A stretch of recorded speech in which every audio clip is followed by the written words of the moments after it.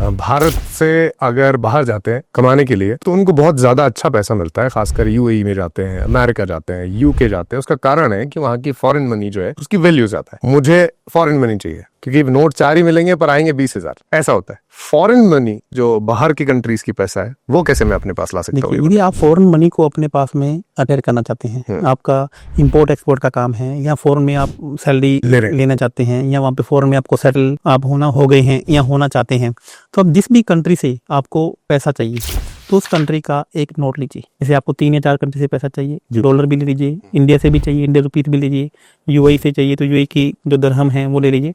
5 country के note को अपने घर के नोट दिशा में एक पेश कर दीजिए आप, और उसके ऊपर 13x11 का, उसमें ध्यान रखिएगा मैंने क्या बोला, 13x11 इंच। इसमें 13 इंच लंबाई होनी चाहिए और 11 इंच चौड़ाई होनी चाहिए।